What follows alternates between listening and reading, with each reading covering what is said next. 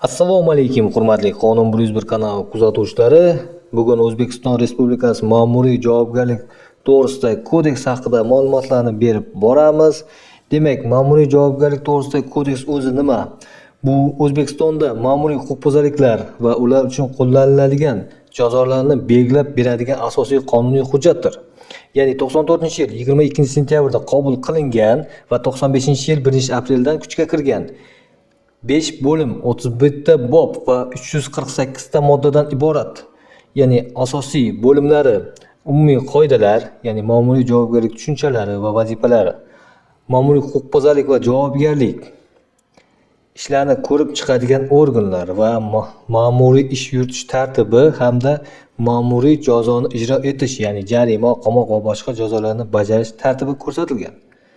Demak, qanday jazo turlari bor? Jarima, ma'muriy qamoq, maxsus huquqdan mahrum qilish, masalan haydovchilik huquqi, musodara qilish hamda ogohlantirish kabi jazolar ko'rsatilgan. Demak, asosiy qoidalarga to'xtalamiz. Ya'ni birinchi moddamizda ma'muriy javobgarlik to'g'risidagi qonunchilik. Ma'muriy javobgarlik to'g'risidagi qonunchilik ushbu kodeks O'zbekiston Respublikasi qonunlari, Oliy Majlis qarorlari, O'zbekiston Respublikasi Prezident farmonlari, Vazirlar Mahkamasi qarori va Qoraqalpog'iston Respublikasi qonunlari, Jo'qorg'i Kengashi va Vazirlar Kengashi qarorlari, Xalq deputati, viloyat Toshkent shahar hamda Toshkent shahar hokimligining qarorlaridan iboratdir. Ikkinchi moddamizda ma'muriy javobgarlik to'g'risidagi qonunchilikning vazifalari.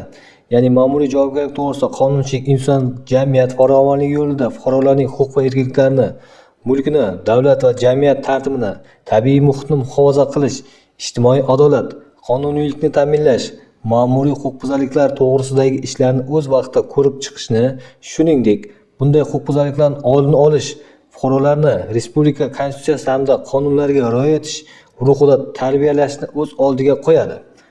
Bu vazifalarni amalga oshirish uchun kodeksda qanday harakat yoki harakatsizlik ma'muriy huquqbuzarlik hisoblanishi, ma'muriy huquqbuzarlikni sodir etgan shaxsga nisbatan qaysi organ, mansabdor shaxs tomonidan qay tartibda qanaqa ma'muriy jazo qo'llanishi va ijro etilishini belgilaydi.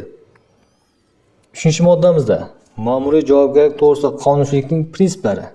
Ya'ni ma'muriy javobgarlik to'g'risida qonunchilik, qonuniylik, fuqarolar qonun oldida tengligi, demokratizm, insonparvarlik, odillik va ayb uchun javobgarlikning muqarrar prinsipiga asoslanadi.